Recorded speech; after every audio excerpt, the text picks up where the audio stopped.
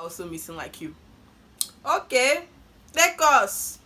And we saw fellow lost and found brethren just like ourselves. We saw more than 10 kids that were missing. Like more than 10 kids that were missing. Hello beautiful people, you're welcome back to my YouTube channel. It is I, Tola Mamos, and I am back again with another video and a new background. I'm so psyched about. I'm so psyched. Okay guys, this is the second time I'm filming this video because for some reasons my device stopped recording. Okay, so let us try this again. Take two please. Okay, so guys, quick announcement before we get into the story time of today, which is actually my first story time ever on this channel, is that I am not going to be posting next week Friday and Sunday because I am actually getting myself prepared for Vlogmas and Vidmas.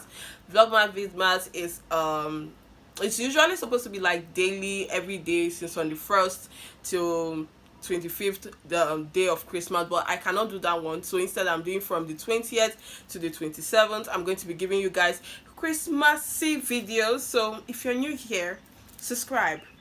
If you're also not new here, or you have subscribed or you have not subscribed, please subscribe and click on the notification bell so that when I start uploading these videos you will get alert. Okay, you get, because you might be like, it's 20th, I remember. You will not remember, auntie. Please, because so let us not fight, let's not quarrel, let's not have any issue, let us not be forgetful of each other. Just subscribe. Okay, so let's go on to the story time of when me and my brother went missing at Shiloh ground, OTA, Ogun State, CANNANLAND. Okay, I can't send it in a gibberish way, but at Shiloh Canaanland OTA, Ogun State. We're correct now. Let us get into the video. Okay. And I think to myself, what a wonderful. Okay, I decided to take my camera a little bit back so that I'm start the show, but that doesn't mean that I gotta be like all upsy dupsy into it. Okay, so what first happened was that we went to Shiloh on a Tuesday, and getting there on a Tuesday, we just knew that we're not going to be able to book a room because everywhere is very filled, overpopulated and everything. We felt the need to go there because we wanted to like involve ourselves in other activities that we'll not be able to do if we were in any other viewing center. Like most times my mom would like to pray at night with other people, walk around the church. Like there's so many other benefits of going to CANNANLAND there yourself than just, I'm not saying that there's no other benefits in the viewing center, there's benefit there, but it's just what we wanted. We just wanted to be at the main venue, gang, if you get what I mean. So we got there, and that night we attended the evening session, which was 7 to 10. So we attended that evening session 7 to 10, and it was time to like lock up and everything. They don't allow anybody to sleep inside the auditorium anymore, and at that time that law had already been imposed. People were not allowed to sleep in the auditorium, so we're just like going to sleep at the verandas and other places. There were like 1,001 people that were there with their wrappers, their mats and everything, and we came with wrapper. We just spread it on the floor. I used the bag that, I'm saying this part because it's very, very crucial to the main story, and we used our bag, the bag that had all our clothes, our other belongings. That was the bag that I used as my pillowcase. I held that bag so strongly like my teddy bear, and I slept on it, and I didn't have a care in the world. Then my mom, she used her handbag that had her phone, our money and other essentials. She had that one, she used that one as her own sleeping bag. From Asaba to Lagos is at least, if you have a good driver, 7 hours, 6 to 7 hours if you have a good driver. Then if you jam the ones that are like, it's going to take longer. I don't remember the kind of driver that we had at that particular time, but I know that we did not get there and we're very, very tired. So we slept off. We woke up the next morning, and my mom wanted to like call my dad and be like, hey boss man, we dey here, we're okay, we're all right, the children, they're fine, we're about to start morning section. And my mom checked her bag, she didn't see her phone. Somebody shied, somebody actually went into my mom's bag, picked her phone and vanquished into thin air. Till today we don't know who that person is. And I hope if you're the one that, like, if you go to Canaan land, or you go to any place, church, anything, and your plan is how to steal from somebody, guy, please repent. It's not good. Some people go to Shiloh, they go to churches to get blessings. Why some they go up there to pick curses? Point blank. Period. That's the honest truth. I'm not trying to insult anybody, but that's the honest truth. That's what some people do. So this person actually stole our phone, and that was the only phone that we had on us. I was way too small to have a phone. My brother woo, way too small. And we moved. So moving on, we attended that morning section, which was from 7 to 10. There's usually a much earlier morning section, which is from 6 to 7. We now went ahead and decided that, okay, let's just stay. We'll call somebody. We'll use somebody's phone. My mom used someone's phone, called my dad. Hey, they stole my phone, so we're okay. We're coming back on so day, since we couldn't communicate much. So what now happened was during that particular morning section, my brother decided that, okay, not that he decided, his bladder decided that it was time for him to pee.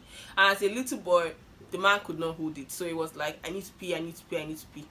So I took him out to pee, but before then I counted all the chairs and I counted the rows, and I was like, okay, so and so row, this is the door that we're leaving out, so that we can trace our way back to where our mom was sitting. That was the plan. Point blank. Simple. Period. That was the plan. And we did what we were supposed to do. My brother peed his pee, and we came back inside, and I counted the rows. I made sure that I counted everything, and I didn't find my mom on the particular row that I was sure that is where we were sitting. I looked and I looked and I looked. I even looked the one before. I looked the one after. I started looking at all the rows. You know what? Let it be that something happened. I looked at it. I didn't find her anywhere, and I was just like, what's happening? Why can't I find my mom? And because of this, I couldn't like walk around too much, because I didn't want to get more lost than I am already. So I went outside and I was like, okay, I'm going to talk to somebody and tell them that I'm missing. And in Shiloh, in Canaanland, there are over 900,000 people, guy. So you need to be careful to the person you are talking to. So I decided I will talk to a worker in the church. So I looked for a lady. I think she was wearing a orange jacket. Thank you, auntie. Thank you for directing me and my brother. It's because of you we are where we are now. Thank you so much. So the woman actually like saw us. Then she was not like, where are you people going to? I was like, we're lost. So I started explaining to her that, oh, we're lost, we don't know where we are, and we can't find our mother, and that she's the one that brought us here, and all those kind of things. So she was not like, okay, give me your mom's number, let me call her, or let me text her so she can come outside, I can direct her so that I can give like the information that I had of knowing my mom's number was so useless at this particular time, because her phone was stolen. So I told her that my mom's phone was stolen last night, and this is why we cannot call her, text her, or inform her in any way through mobile means that we're missing or where we are right now. So she was like, okay, all right, you know what, let me take you to a place where it's like for kids who are also missing like you. Okay, take us. And we saw fellow lost and found brethren just like ourselves. We saw more than 10 kids that were missing. Like more than 10 kids that were missing. Like they're just there. And we sat down. She saw the lady that was in charge and was like, oh, you know, these kids are missing. They know their mom's number, but their mom's phone was stolen. And I was just there with the other kids, and everybody was just sharing their stories of how they went missing. Some went to buy stuff, some went playing around. We were playing around in the house of the Lord. I was a bit judgmental as a child. So everyone was just like saying, like giving their own info. Some people were able to, some of the children were able to like give their parents' phone numbers. So their parents were texted and they were called in. They were called in and their parents came to pick them up. While some were like, oh, I don't know my mom's phone number, I don't know my daddy's phone number. Irresponsible. How could you? Me, I was just saying it in my own mind. And After everything, after the morning session finished, after 10, my mom had not come. 11 o'clock, my mom had not come. So it just seemed as if my mom was not able to find us. I just knew that she was looking for us, but maybe she's not just able to find us. Because even me, I didn't even know there was a place for lost and found children, let alone for a parent that wasn't like, we didn't just know. So there were still some other kids that were there, so that was a bit comforting, to have other brethren with you there. And I was getting seriously hungry. We're getting hungry. Me and my brother were not allowed to eat from any other person that were not our parents. So it was just like lost, hunger, starvation. There's so many crises happening all at the same time. And lo and behold, brethren, our mother found us. And when she found us, I have never been so happy in my life to see my mom. Never been so happy to see her. And she found us and she was like, "Oh, you people went missing. You people went why now? You know that you were back." Auntie, calm down. Be calming down. Just calm down. I've had a long day today, okay? Calm down. That was what I was just saying in my mind. I was just like, please calm down. Okay? I'm hungry. I'm tired. I need a hug. I didn't really need a hug. I just needed food.